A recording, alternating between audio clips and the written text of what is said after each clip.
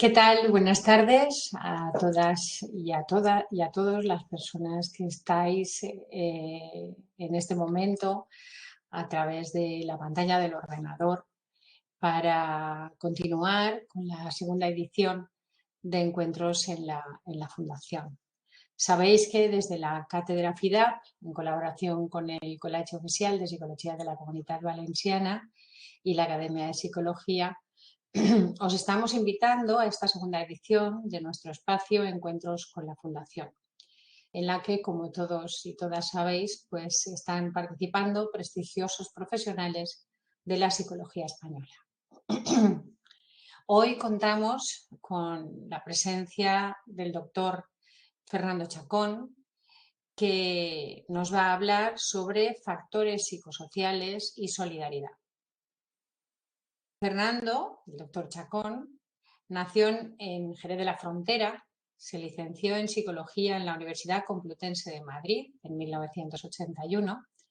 En 1985 defendió su tesis doctoral Altruismo y conductas de ayuda, una taxonomía de episodios sociales de ayuda, por la que obtuvo el Premio Extraordinario de Doctorado. En 1987 obtuvo la plaza de profesor titular en el Departamento de Psicología Social de la Universidad Complutense, donde ejerce la docencia desde entonces. En 2014 obtuvo la acreditación de catedrático de la universidad. Es uno de los introductores del estudio de las conductas prosociales, la intervención en servicios sociales y la psicología comunitaria en la Universidad Española. Desde 1989 a 1993 ocupó el cargo de consejero técnico en el Ministerio de Asuntos Sociales. En el periodo de 1995 a 2021 fue decano del Colegio Oficial de Psicólogos de Madrid. Actualmente es vicepresidente primero del Consejo General de la Psicología y vicepresidente de Psicofundación y patrono de la Fundación Lafourcade Ponce para el Bienestar Psicológico. Fue coordinador de los dispositivos de psicólogos del COP de Madrid que intervinieron tras el accidente de Spanair en 2008 y los atentados del 11 de marzo de 2004. Por esta última actuación le fue concedida la Medalla de Oro de la Cruz Roja. Es autor de más de un centenar de publicaciones científicas. Desde 1994 dirige un grupo de investigación sobre factores psicosociales y voluntariado, que ha dado lugar a más de una treintena de publicaciones científicas. Una de sus aportaciones más relevantes y de mayor repercusión, el modelo de las 3 fases de voluntariado, en el que plantea que la permanencia de voluntariado a corto, medio y largo plazo depende de variables distintas: satisfacción, compromiso e identidad personal. Este modelo es extensible a otro tipo de relaciones y contextos distintos. Sin más dilación, paso la palabra al doctor Fernando Chacón Fuertes.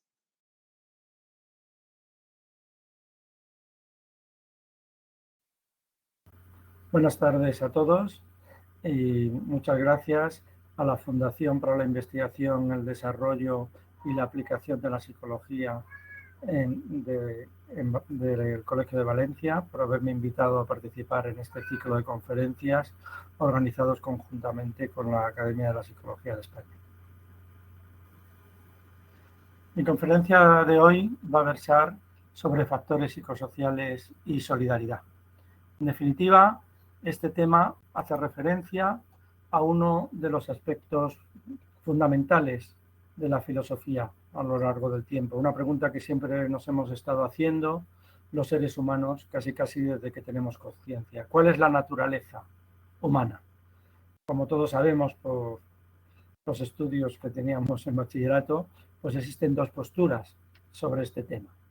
La postura que mantienen básicamente autores como Confucio o Hume o Rousseau, que consideran que los seres humanos son buenos por naturaleza y están opuestos al propio interés, y la postura de Hobbes de que el hombre es un lobo para el hombre, que su motivación fundamental es el egoísmo.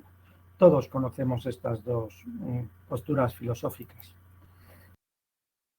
Por dar una cita reciente, me gustaría recomendarles este libro de Rutger Bregman llamado Dignos de ser humano, que mantiene la primera postura, la postura de que el hombre es bueno por naturaleza, o por lo menos que al ser un ser social necesita de los otros y de la ayuda mutua para poder avanzar.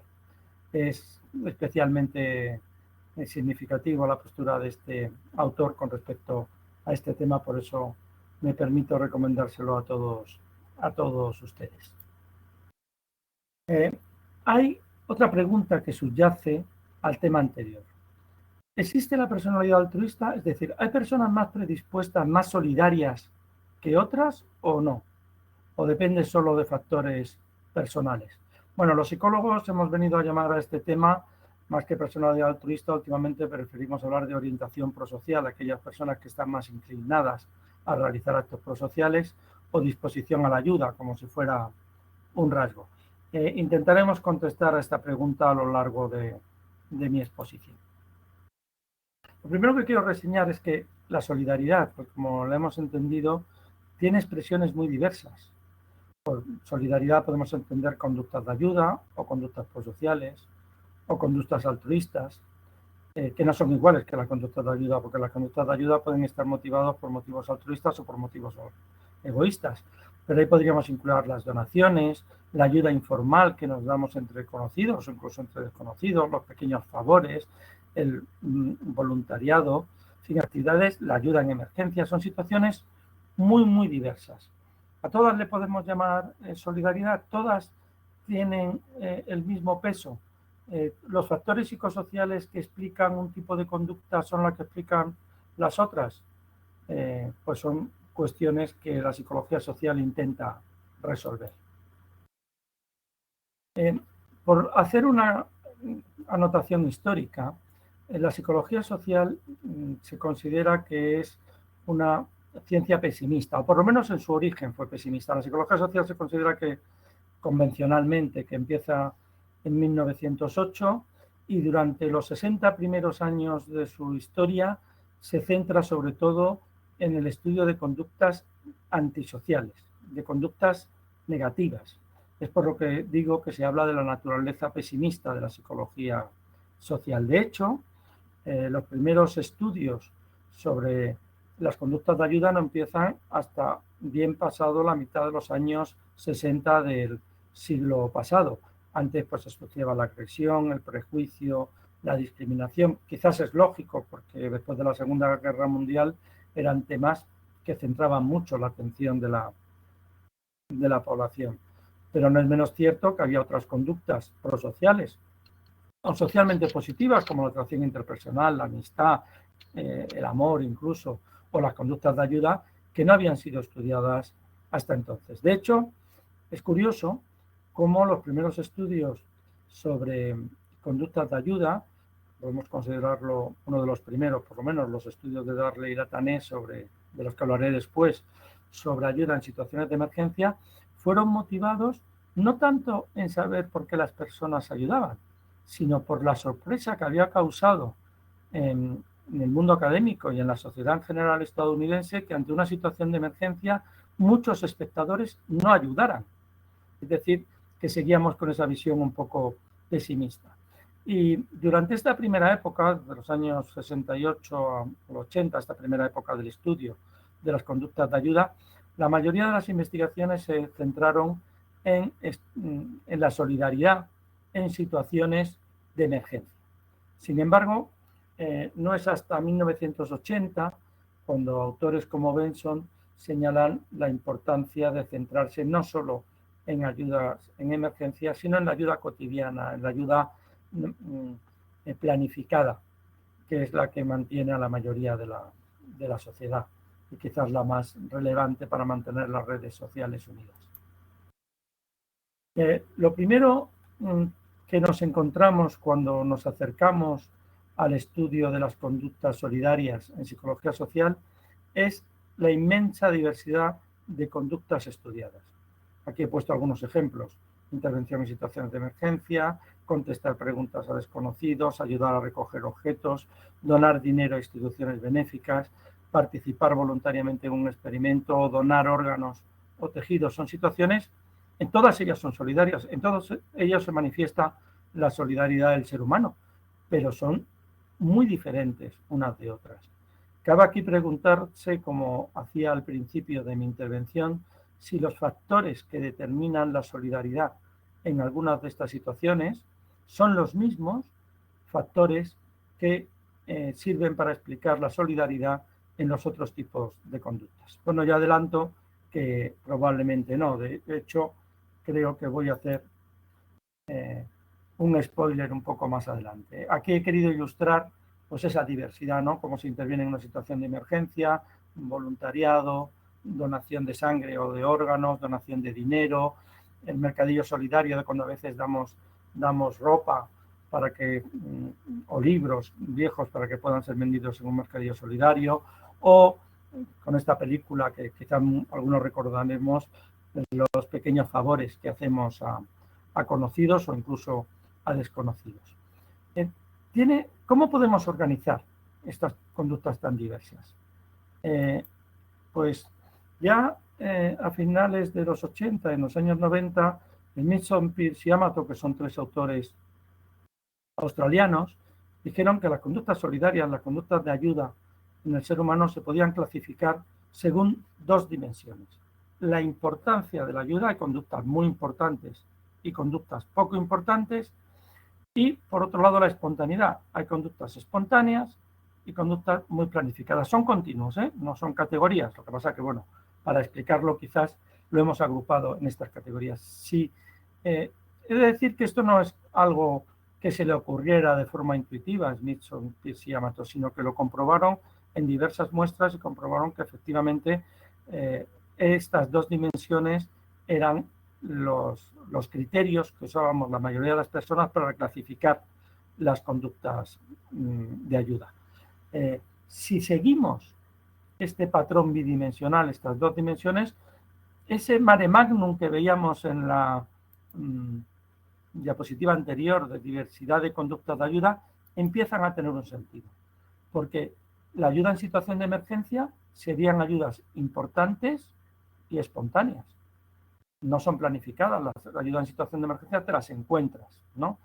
Conductas espontáneas y relativamente poco importantes, pues, por ejemplo, como dar un donativo a alguien que no lo pide en la calle o dar la dirección a un desconocido o devolver el dinero de más que nos han dado en el supermercado.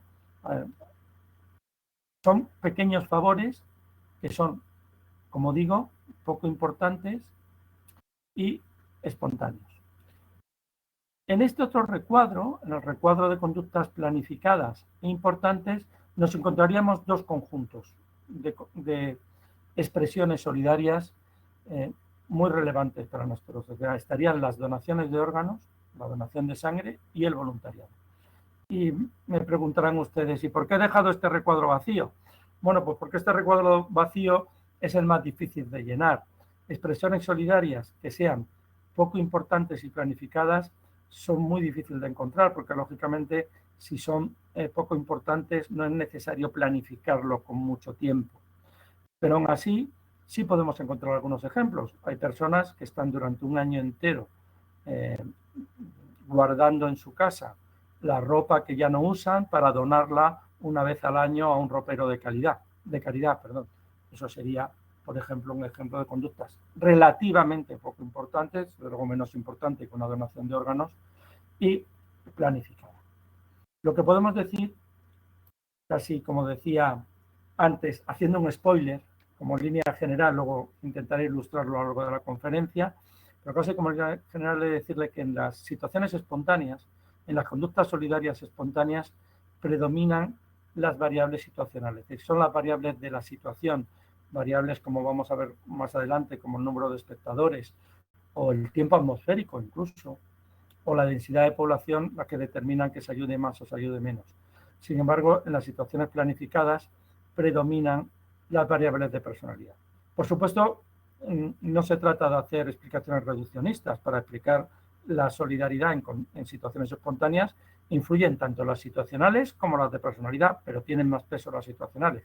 Y en la solidaridad en situaciones planificadas, según los datos que tenemos, intervienen tanto variables situacionales como variables de personalidad, pero parece que en este caso tienen algo más de peso las variables de personalidad, sobre todo si las comparamos con las anteriores. Vamos a pasar ahora revista a los distintos factores que influyen en las conductas de ayuda, que influyen en las expresiones de solidaridad. En primer lugar, y quizás aunque no son los factores psicosociales propiamente dicho, nos encontramos con factores genéticos o biológicos. La solidaridad y en concreto el altruismo ha centrado mucho la atención de los biólogos. En principio porque es una conducta que iría en contra de la teoría evolutiva, porque se supone que si un organismo ayuda a un animal, ayuda a otro, incrementa la probabilidad de supervivencia de ese otro, pero muchas veces esa conducta solidaria, esa conducta altruista pone en riesgo la vida del animal que realiza esa conducta, luego disminuye su probabilidad de reproducir sus genes. Por tanto, era una contradicción. Y desde siempre, ya incluso desde Darwin, como dice esta cita de Sober y Wilson del 2000, desde Darwin ya los biólogos se dieron cuenta que aquí había una pequeña contradicción que era necesario explicar. Hay actualmente, estos son dos ejemplos del libro relativamente recientes, alguno tiene ya más de 20 años, el de sociobiología de una nueva síntesis de Edward Wilson o el gen egoísta de Richard Dawkins, en el que se puede que analizan muy detalladamente cómo efectivamente ha podido sobrevivir un gen, digamos, altruista dentro de las teorías evolutivas darwinianas.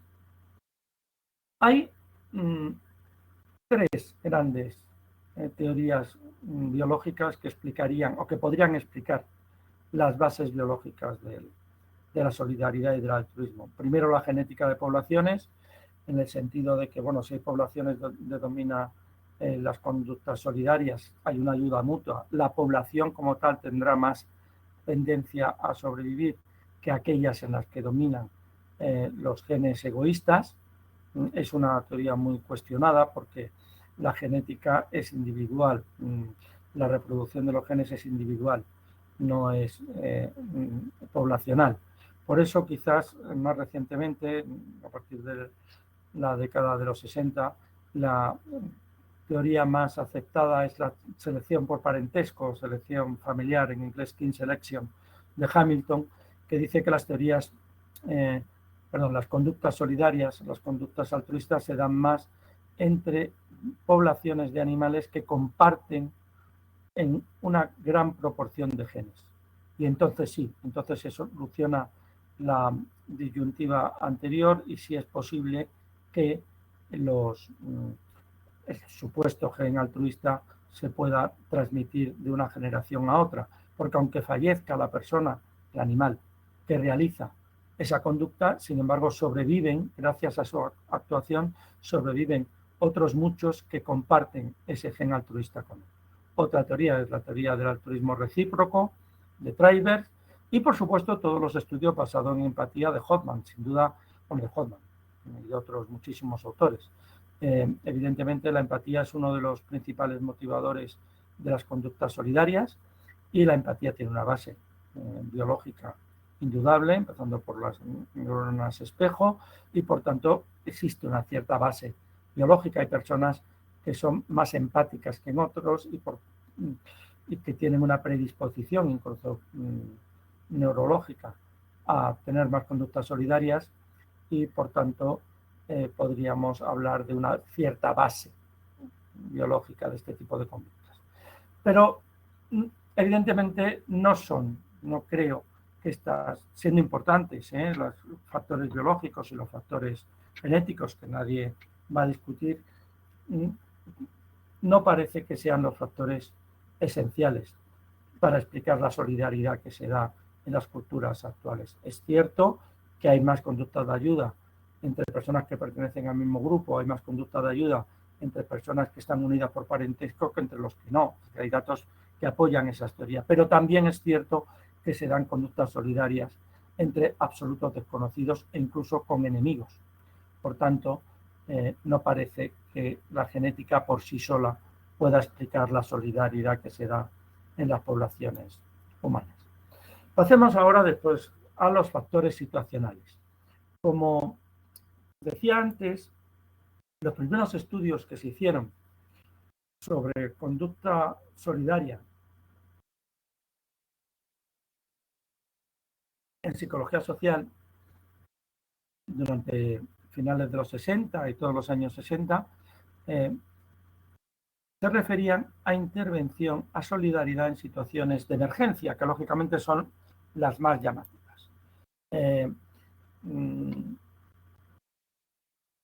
Aunque me voy a detener más adelante en algunos de ellos, sí quiero decir que en estas situaciones de emergencia, en los estudios clásicos de Darley et al que me referiré, como digo, más adelante, se encontraba que eran los factores situacionales los que predecían mejor el comportamiento solidario. Es decir, factores situacionales como el tiempo, como el número de espectadores, como el ambiente, que fuera rural o urbano, como la profesión, aunque la profesión no podemos entenderla como situacional, y sobre todo un dato importante, que en muchos estudios de estas situaciones de emergencia no influían los factores de personalidad. Curiosamente, estos estudios se contradecían con un análisis que hicieron el matrimonio Orliner y Orliner, que entrevistaron a héroes, realmente héroes durante la Segunda Guerra Mundial, que habían ayudado a salvar judíos en la Alemania nazi. En estos casos, ellos sí habían detectado que había factores de personalidad en común entre estas, creo que eran 34, entre una treintena o 40 personas que habían ayudado en estas situaciones de extremo peligro, poniendo en riesgo su vida. ¿Cuál es la diferencia? En una situación de emergencia es una situación espontánea. La situación de ayuda que describía Orliner y Orliner de ayudar a judíos durante la Segunda Guerra Mundial era una situación planificada. Por eso, como decía antes, en un caso influyen más los factores situacionales y en otros los factores de personalidad.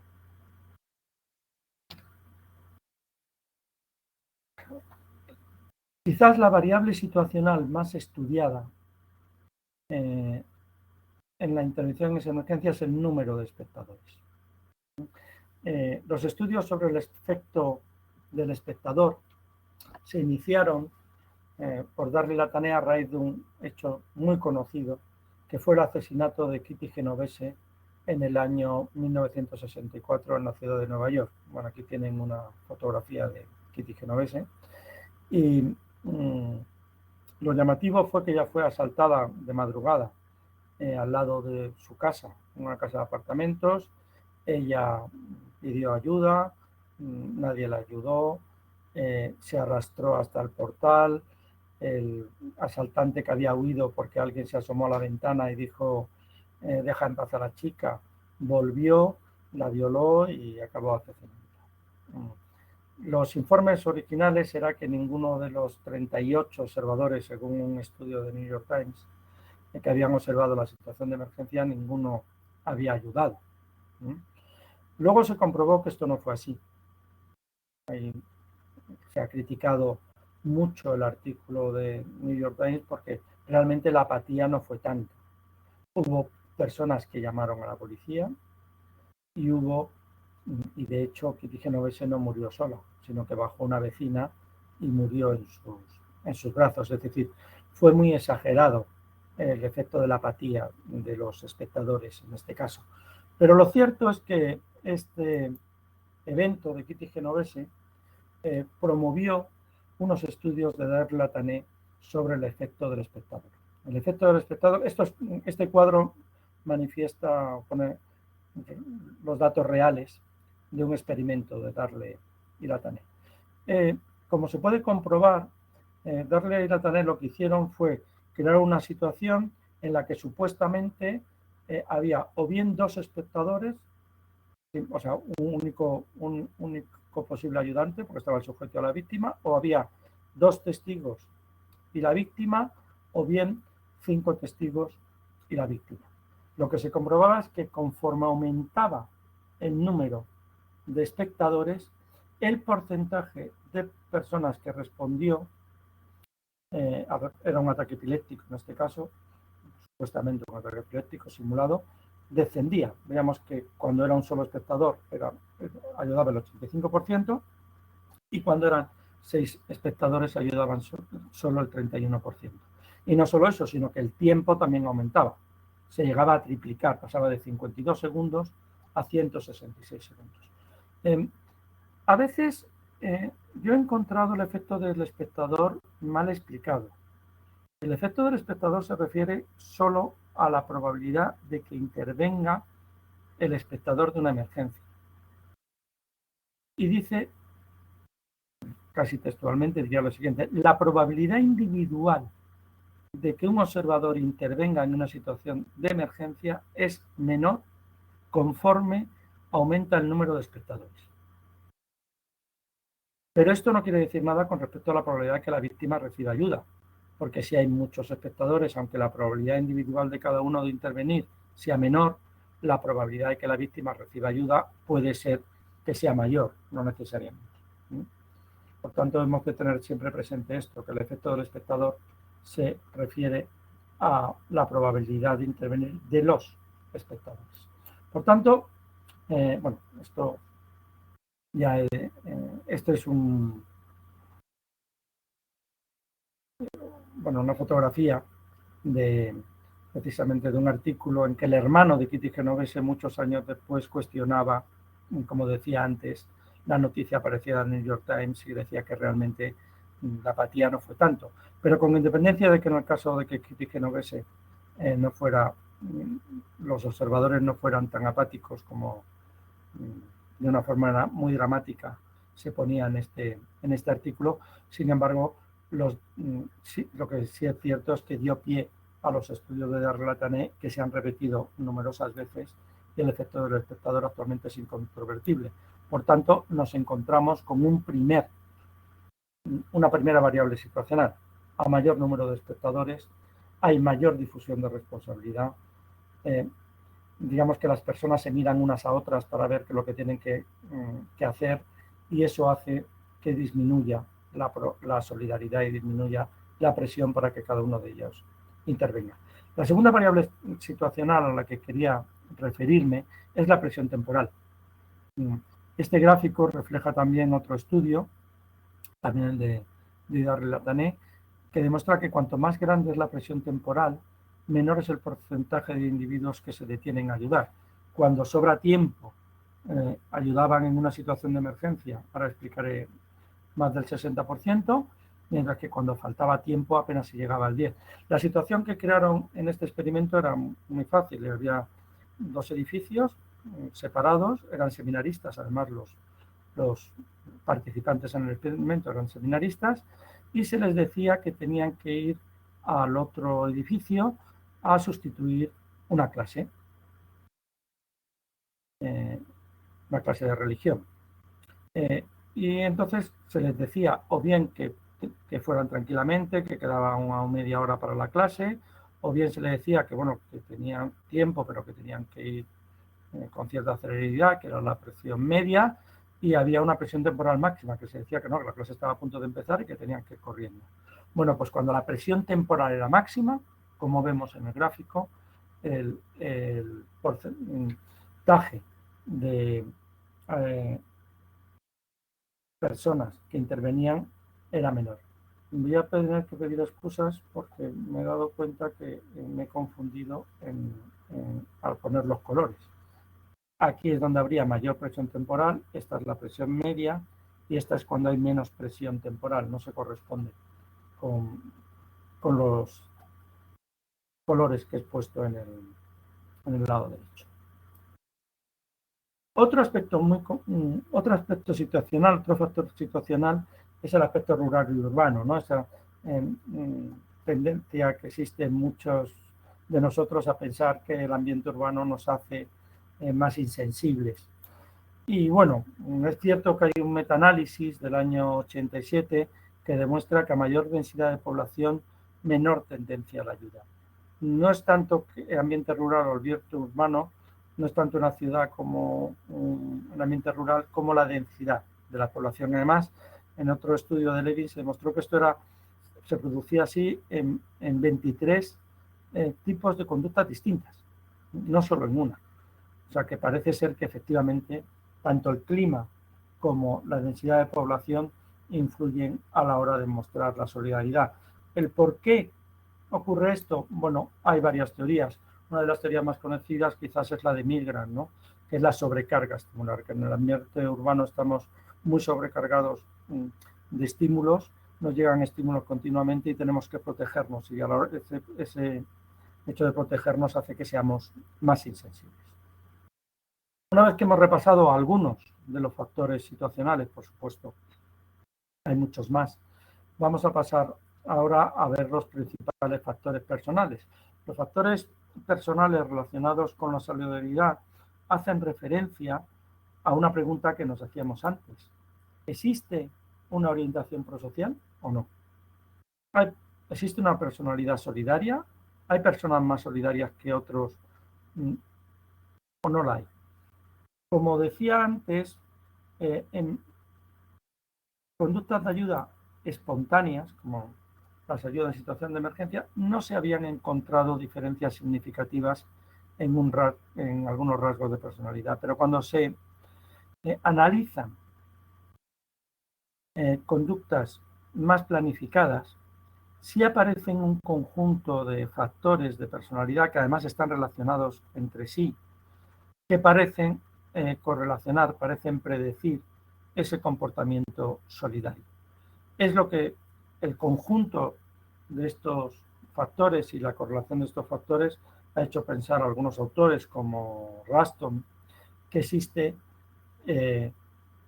un rasgo de personalidad altruista o de orientación prosocial o disposición a la ayuda. ¿Por qué se caracterizarían estas personas? Bueno, en primer lugar, por un nivel alto de empatía. Eso ya lo hemos pensado antes. La segunda variable es la creencia en un mundo justo. Es una variable quizás un poco conocida, pero que hace referencia a aquellas personas que creen que uno, casi como el karma, ¿no? Que uno tiene en la vida lo que se merece, que si se porta bien recibirá bienes y si se porta mal, pues recibirá males. Entonces las personas que tienen una mayor creencia en un mundo justo ayudan más. El concepto de responsabilidad social, es un concepto de Berkovits, que es el rasgo que caracteriza a aquellas personas que consideran que es responsable hacer lo posible por ayudar a aquellos que lo necesitan. También está relacionado con locus de control interno. Las personas que tienen un locus de control interno, esa creencia de que un individuo puede escoger comportarse de manera que maximice los buenos resultados y minimice los malos, esa percepción de que el mundo podemos modificar los resultados que obtenemos en nuestra vida, que en cierto modo está bajo nuestro control, pues también correlaciona con conductas prosociales. Aquellas personas que tienen un locus de control interno son más solidarios que las personas que tienen un locus de control externo. Por supuesto, un bajo egocentrismo. Nurturance es una palabra que a mí me resulta muy difícil de traducir al castellano, porque nurturance se utiliza en inglés como para el cuidado que tienen los adultos a veces de los niños, ¿no? Casi como la crianza, el estar pendiente del otro, al igual que estamos pendientes de que un niño pequeño no se haga daño. Pues el nurturance es ese rasgo. Quizás se ejemplifique mucho mejor si pongo como ejemplo un ítem. Un ítem que me diría nurturance sería aquel que dice, cuando tomo una decisión, pienso en las consecuencias que tiene sobre los demás. Pues las personas que contestan que sí a esa pregunta son altos en nurturance y las personas que contestan no son bajos en nurturance. Lógicamente los que puntúan alto en nurturance tienen mayor orientación prosocial. Y luego había incluido la profesión, que antes la había incluido también en las variables situacionales, porque es una variable que está a caballo, pero es verdad que en algunos casos, como es lógico, las profesiones que están relacionadas con la ayuda, sean profesiones sanitarias o profesiones de seguridad, policías, bomberos, ayudan más en determinadas situaciones, aquí sí en situaciones espontáneas, que las personas con otras profesiones distintas. ¿Por qué? Porque, sobre todo en situaciones de emergencia, aquí sí quiero dejarlo claro, ¿por qué? Porque se sienten más capacitados, se sienten con más competencias, se sienten más capaces de intervenir, por un lado, y por otra parte se sienten más responsables, porque como tienen más capacidades y tienen la formación necesaria, se sienten más responsables que el resto de personas. De hecho, es una de las variables que hace que el efecto del espectador no se produzca. O sea, si hay varios espectadores, pero uno es médico, o es bombero, o es policía, el efecto del espectador no se produce porque interviene muy rápido. También se ha relacionado la solidaridad con los 5 grandes factores de personalidad. Ya saben ustedes que es la teoría actual más aceptada sobre personalidad. La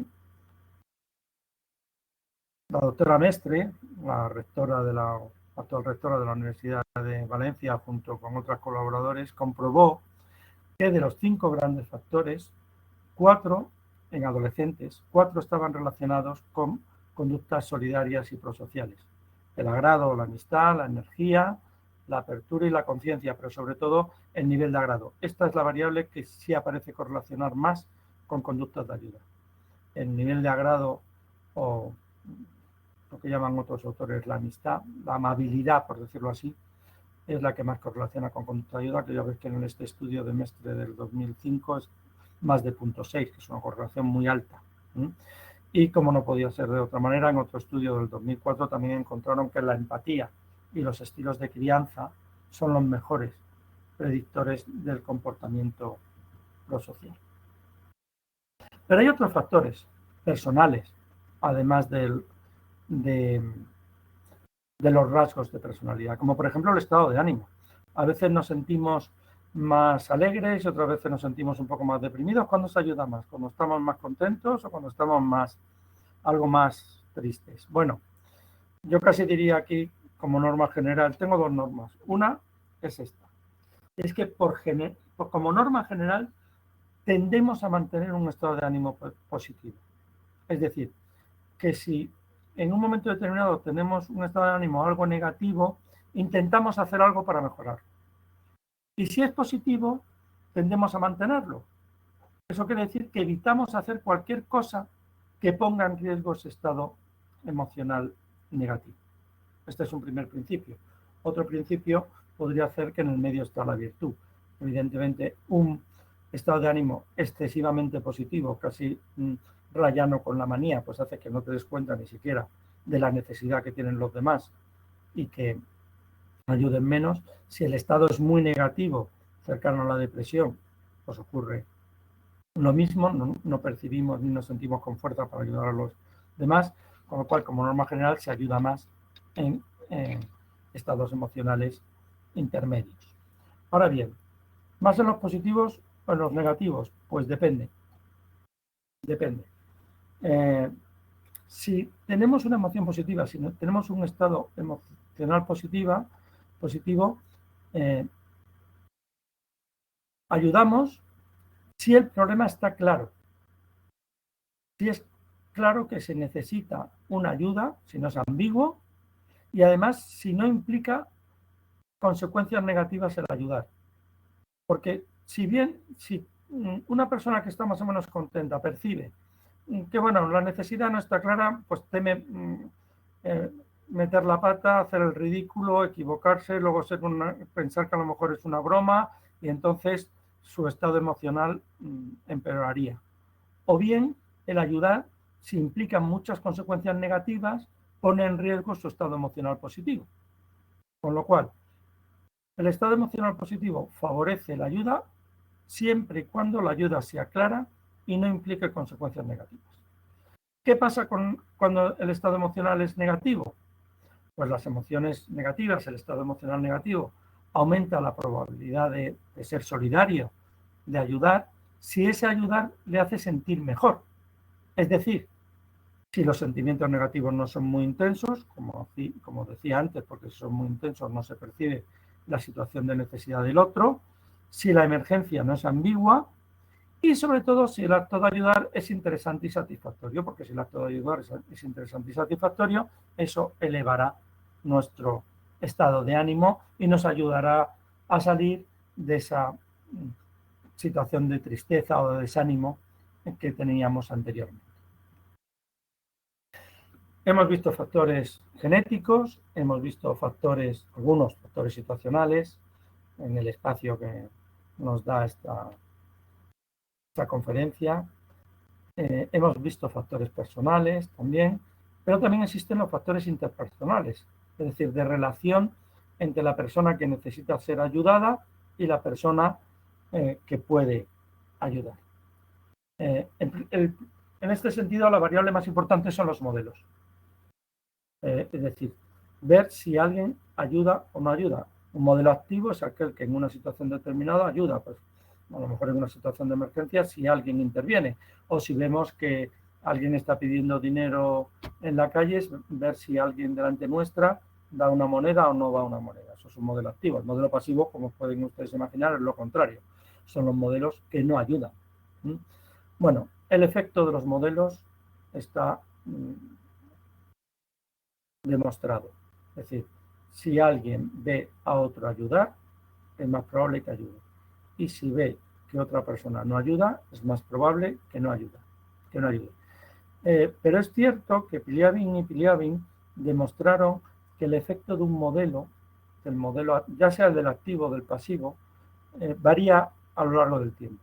Es decir, bueno, ellos trabajaban con situaciones de emergencia y una vez iniciada la situación de emergencia, si el modelo actuaba poco tiempo después, efectivamente el resto de personas que observaban la situación de emergencia ayudaban.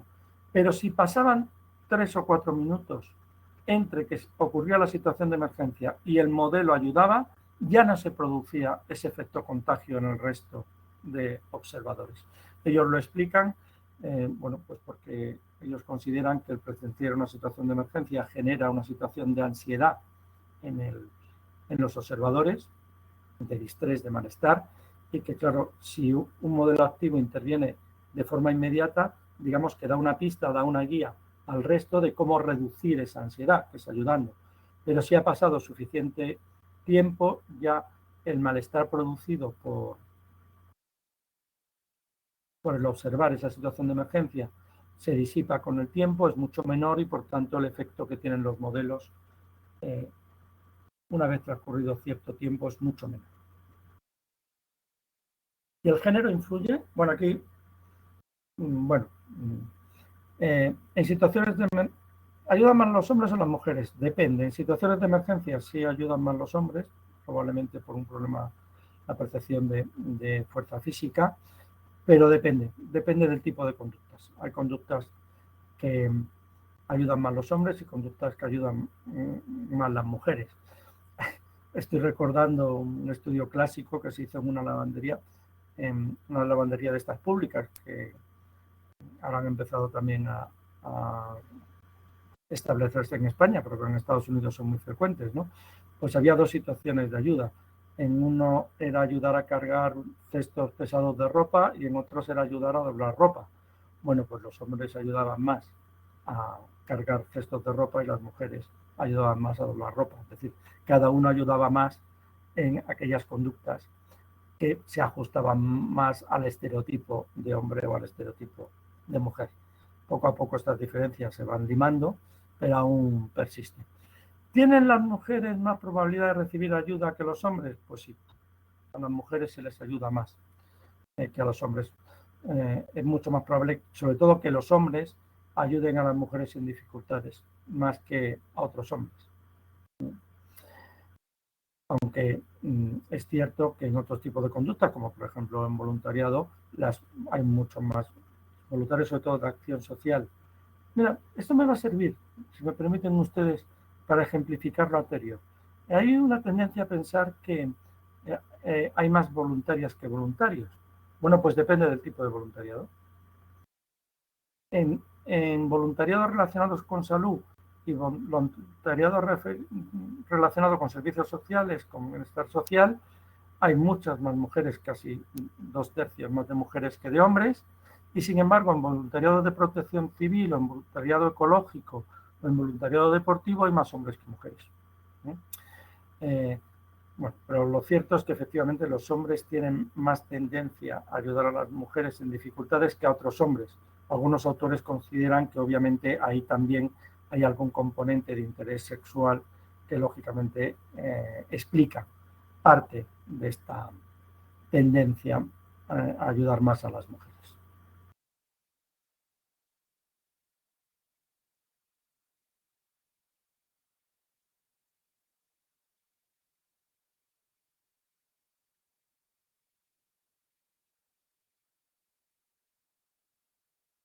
El aspecto o la impresión que nos causan las víctimas, la persona que necesita ser ayudada, ¿influye?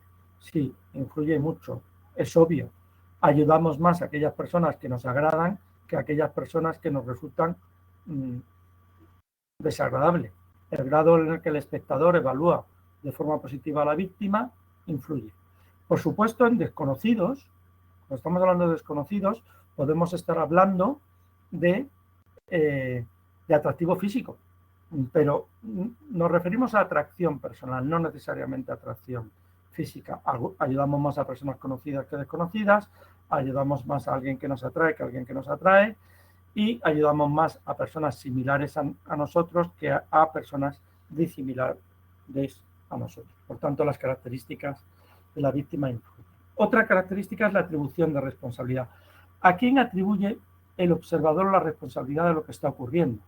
Si se atribuye la responsabilidad de lo que está ocurriendo a factores internos de la víctima, por ejemplo, si pensamos que esta persona está tirada en la calle porque está borracha, se le ayuda mucho menos si pensamos que la responsabilidad de lo que le está ocurriendo a la persona es externa a la persona, que la persona no es responsable de esa situación, como por ejemplo en el caso de un ataque cardíaco, que en ese caso se le ayuda mucho más cuando se atribuye una responsabilidad externa que cuando se le atribuye una responsabilidad interna. Podemos hacernos, por último, y para terminar, una última pregunta. ¿Existe el altruismo? ¿Existe la verdadera solidaridad? Ese ayudar sin esperar nada a cambio. Si yo hiciera una consulta probablemente a mano alzada entre todos ustedes, casi diría que la mitad diría que sí y la mitad diría que no. Yo no les voy a dar argumentos científicos para decir si existe o no existe. Simplemente les voy a contar una historia que yo conocí justo cuando estaba empezando a estudiar el tema de las conductas prosociales, la solidaridad, las conductas de ayuda para hacer mi tesis doctoral, fíjense, ya en el lejano 1982-83. Entonces yo escuché esta historia. Escuché la historia de Álvaro Iglesias Sánchez y este chico, porque era un chico de 20 años, iba en motocicleta, era un estudiante de Derecho y volvía en motocicleta desde la Facultad de Derecho a su casa. Y tuvo la mala suerte de que la motocicleta se le paró justo a la entrada de este portal. Ven ustedes la placa aquí. Esta calle, para los que son de Madrid, es la calle Carranza, número 7. Eso era una casa antigua con peldaños de madera, la escalera de madera, y Álvaro entró una vez y sacó una persona, había más personas de cierta edad dentro del edificio, sacó a una persona, entró otra vez, sacó a una segunda persona, entró otra vez, sacó a una tercera persona y entró una cuarta vez y ya no pudo salir porque se derrumbó la escalera y él falleció. He puesto también algunas otras. Esta es su fotografía y este es un monumento que hay en el Parque de Berlín, que es cerca de donde vivía él. Y esto, bueno, son su hermano y su sobrino. A mí cuando me preguntan si existe el altruismo, les cuento esta historia.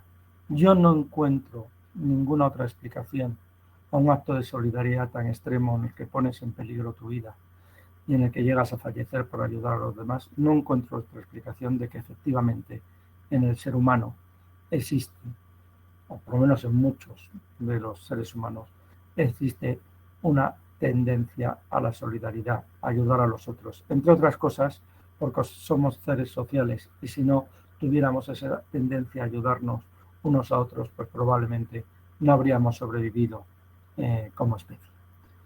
Nada más, siento que el tiempo haya limitado mucho mi exposición y que algunas cosas las haya tenido que explicar muy deprisa, pero muchas gracias por su atención.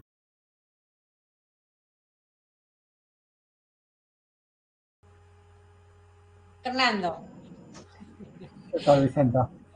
muchas gracias por tu exposición, magnífica como siempre. Sabes que te tengo en gran estima y que sabes que me gusta mucho escucharte, eso lo sabes porque te lo he dicho muchas veces. Llevas muchos años trabajando y la verdad que tienes una manera muy fácil de comunicar y me gusta mucho escuchar tus cosas, ¿no? Y tu sabiduría. Bueno, muchas Viendo, gracias por tus inmerecidas palabras, por supuesto, pero bueno, eso te las perdono porque vienen los sedes del afecto. bueno, también es verdad. También es verdad que ahí está el afecto. Escucha una cosa, Fernando. Estaba viendo la última imagen que estabas poniendo y me ha venido a la cabeza de esas personas que de alguna manera pues intervienen en situaciones conflictivas, como ocurrió con aquel profesor cuando que tuvo sus problemas por ayudar a una mujer que le estaba haciendo daño a su pareja. Eh, no me acaba de quedar claro, ¿existe de verdad el altruismo o no existe? Mira, antes de pasar esa pregunta, es que has puesto un ejemplo muy curioso. Y yo recomiendo a todos los oyentes que vean una película que se llama Crash, ¿no? Como a veces dentro de la propia naturaleza humana está lo mejor, dentro de la misma persona está lo mejor y lo peor.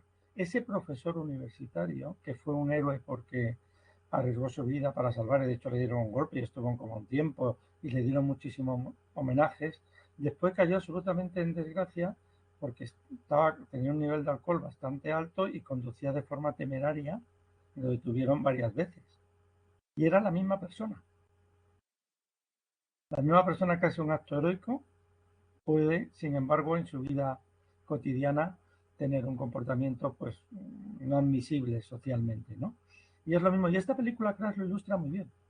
Yo de verdad lo recomiendo. Y ahora volviendo a la pregunta. Bueno, al final de mi intervención yo he dado casi una respuesta emocional, ¿no? Porque al final, si existe el altruismo o no, cada uno respondemos según nuestros valores. Unos pensarán que sí y otros pensarán que no. Yo emocionalmente pienso que sí. El caso de Álvaro, que he puesto al final de mi exposición, a mí me impactó mucho porque, aunque es del año 82, pero claro, entonces estaba yo empezando a hacer mi tesis doctoral sobre conductas de ayuda. Entonces, me marcó, ese acto me marcó. Y es verdad que cuando a mí me preguntan que si el altruismo existe, le cuento la historia. Le cuento esa historia, ¿no? Pero bueno, si me preguntas de un modo, desde un punto más científico, si existe el altruismo o no, yo siempre diría, depende de cómo definas altruismo. Depende de cómo lo definas. Si tú defines altruismo como una conducta, o conducta altruista, mejor dicho, como una conducta que ayuda a los demás y que se realiza sin ninguna recompensa, eso no existe. Porque cuando uno realiza un acto de ayuda a otra persona, siempre se sentirá satisfecho consigo mismo, se sentirá mejor consigo mismo. ¿No? Claro que tiene recompensas, ¿no? Sin embargo, si defines altruismo como o conducta altruista como una conducta que ayuda a otra persona y que supone más costos que beneficios para el que la realiza, entonces probablemente sí. Porque en el caso de Álvaro, por ejemplo, que a mí me expliquen, por mucha satisfacción interna que pudiera tener y por muchas recompensas que le dieran y medallas y reconocimiento, si eso no es mucho menos que poner en riesgo su vida como perdió para salvar la vida de otras 4 personas. Por tanto, la respuesta sería que depende cómo se define. ¿Qué efecto crees tú que tienen las conductas prosociales sobre la persona que las realiza, Fernando? Tiene un efecto beneficioso, en general. Las personas que tienen más prosociabilidad no solo no solo se sienten más satisfechas y se sienten más felices, también tienen más relaciones sociales y su esperanza de vida es mayor. O sea, eso está bastante estudiado, más allá de la satisfacción interna que en un momento puntual produce eso, ¿no? Pero también me interesa, curiosamente, también ver el efecto que tiene el recibir ayuda, ¿no? Que es distinto. A veces pensamos que las personas que reciben ayuda tienen que sentirse bien y tienen que sentirse... Y no siempre es así, porque muchas veces cuando alguien recibe ayuda se siente endeudado, ¿no? Y, y, en- y muchas veces en lugar de, aunque se sienten agradecidos por la persona que recibe ayuda, que le da la ayuda, sobre todo si son personas cercanas y de una manera continua, al final esa relación se vuelve un poco incómoda, ¿no? Y muchos de ellos, y eso, no sé, yo creo que todos lo hemos vivido, ¿no? Cuando personas cercanas una ayuda mucho a otra, ¿no? La otra persona a veces, no siempre, pero pueden darse casos que la persona se siente incómoda y que curiosamente evite el contacto con esa persona. No porque, y eso es muy difícil de entender por parte del que presta ayuda, porque dice, bueno, encima que le he prestado ayuda, ¿por qué me evita? No, pues te evita porque le estás recordando que está en deuda. Eh, y es muy difícil hacerlo. Bueno, ya digo que no es una respuesta la más frecuente, pero será en algunos casos. También hay que saber entenderlo. Pero bueno, volviendo a tu pregunta inicial, eh, eh, no, esto no es como, no me gustaría ser como muy simplista, ¿no? Decir como el karma, ¿no? Que el que da recibe, no, no es tanto eso. Pero es verdad que parece que las personas que tienen más prosociabilidad tienen una percepción de la naturaleza humana y tienen más confianza en las personas, ¿no? Tienen más confianza en sí mismo y más confianza en las personas. Y eso que son las características, en definitiva, de un apego seguro, porque por eso las personas con apego seguro son las que manifiestan más prosociabilidad y, por lo tanto, tiene un impacto muy beneficioso sobre muchas facetas de la psicología. Fernando, ¿tú crees que eso puede estar cambiando ahora con toda la cantidad de cosas que están pasando, con el mundo que vivimos? ¿Tú crees que eso está cambiando ahora? ¿Es igual, por ejemplo, hace 30 años o hace 40 años, o cuando tus padres o los míos eran jóvenes? A ¿Sería ver, diferente ahora, más a a lo ver, que estoy hay, comentando? hay, a ver, yo pienso que sí, ¿eh? En general, pero es verdad que hay matices y entiendo perfectamente la pregunta de por qué no puede ser así. En una parte de la conferencia yo me refería a si se ayudaba más en entornos urbanos o en entornos rurales, ¿no? Porque muchas veces efectivamente estamos sobresaturados. En entornos, en entornos urbanos estamos sobresaturados de información. Es que no nos encontramos con un solo mendigo que nos pida dinero. Es que si paseas por la Gran Vía de Madrid, como he paseado yo esta tarde, es que te encuentras 10 personas y no puedes ayudar a una, pero no puedes ayudar a 10, ¿no? Y es verdad que esa sobrecarga, ¿no? Emocional y de trabajo que tenemos hace que pongas, pues es la teoría de Milgram, ¿no? Que pongas como una barrera porque no puedes asumir tanto impacto emocional. Sería, fíjate, algo parecido a lo que pasa con el burnout, ¿no? Como tú tienes tanta sobrecarga emocional, tienes que protegerte y te vuelve algo más como más insensible. Pero Pero también es cierto que hay ciertos valores culturales que han cambiado, que no se deben tanto a que hayamos cambiado nosotros, sino en las normas. Por ejemplo, en España ha pasado muy rápido, ya que has citado de nuestros padres y de esto, ha pasado rapidísimo. Todavía probablemente tú y yo, que somos más o menos de la misma generación, nos acordaremos de una cultura colectivista en que lo importante era el grupo y ayudarse en el grupo, y que cuando ibas al pueblo no eras ni Vicenta ni Fernando, era la de no sé quién o el de no sé cuánto, o sea, el del grupo al que pertenecías y por tanto se tendía a ayudar al propio grupo, ¿no? Eh, Hemos pasado de una cultura, como digo, muy colectivista a una conducta mucho más individualista, ¿cierto? ¿No? Y eso a lo mejor sí nos hace un poco más egoístas. Pero cuidado, porque no, el colectivismo tampoco es que todo sea de color de rosa, ni mucho menos, porque muchas veces estas culturas más colectivistas ayudan mucho a los que son del propio grupo, pero a costa de discriminar más a los que son diferentes. A lo mejor la cultura actual, sin embargo, acepta mejor a los que son diferentes, ¿no? Y, y no hay tanta diferencia entre ayudar a los nuestros o ayudar a los otros. Yo creo, hay una prosocialidad mucho más universal. Entiendo O perfectamente, sea, que ¿no? yo creo, para resumir, no creo que seamos más egoístas o menos altruistas que generaciones anteriores, pero sí es cierto que pueden darse contextos o situaciones, que esas situaciones son las que determinan que podamos ayudar más o podamos ayudar menos. Porque, insisto, la misma persona puede, dependiendo del momento, comportarse de una manera totalmente prosocial o comportarse de una manera totalmente autocrática y antisocial, dependiendo del contexto y las circunstancias. Me estaba preguntando, bueno, Fernando, no te puedes ni imaginar la cantidad de personas que están agradeciendo tu excelente ponencia. Me pedían a Muchísimas alguien que repitiera el nombre de la película. Se llama gracias. Crash. Crash, o sea, Crash, que debe ser como golpe, ¿no? Y luego Esperanza dice, muchas gracias, muy interesante. Tengo una pregunta. ¿Hasta qué punto las neuronas espejo influyen en la personalidad altruista?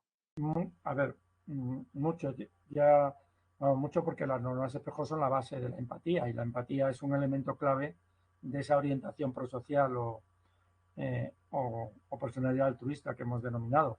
Por tanto, juegan un papel esencial porque cuanto más neuronas espejo, cuanto mejor funcionan esos circuitos neuronales, se supone que más empatía se tiene. Como todas las conductas sociales, las conductas altruistas es una conducta en que influye lo biológico, ¿no? Influye los rasgos de personalidad e influyen los factores sociales, que es lo como hemos visto, yo creo, intentado exponer a lo largo de la ponencia.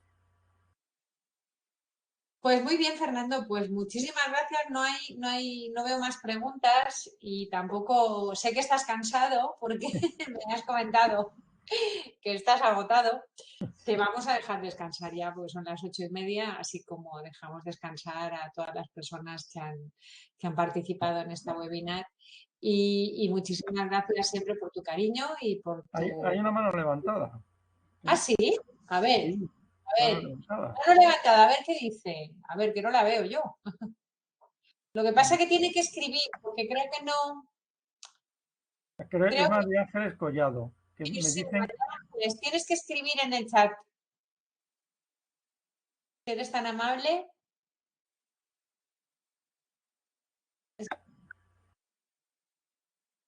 levanta la mano, pero no. Debe de ser, no, tiene que escribir en el chat. Quizás a lo mejor es no sé, María Ángeles, escríbenos si quieres en el chat para que podamos leer tu pregunta. Tenemos una persona que está escribiendo ahora. Ah, vale. A ver, No, pero de las gracias. No sé. nada. Le está escribiendo que la participación es por el chat. Si A lo esperamos un mejor. segundo a ver si... Lo mismo ha levantado la mano sin querer. Sí, lo mismo. Esperamos un momento a ver si escribe. Al parecer no escribe. Bueno, pues Fernando, lo que estaba diciendo, muchas gracias por haber pasado parte de esta tarde con nosotros y nos vemos en breve. Pues Vamos, un yo fuerte abrazo. Muchísimas quiero, gracias. no, quiero aprovechar la ocasión para agradecer pues a la Fundación y al Colegio Oficial de la Psicología de la Comunidad Valenciana que me haya invitado a este acto y que también me trata siempre. Y gracias también a todos los asistentes, especialmente a los que han aguantado hasta el final, que son casi unos héroes. Sí, sí, todos, han aguantado un montón. Hay muchísimos y además todos te están dando las gracias. Venga, pues un fuerte abrazo y nos veremos Nos vemos pronto. pronto. Hasta ahora. Hasta Gracias a luego, todos. hasta luego, hasta luego.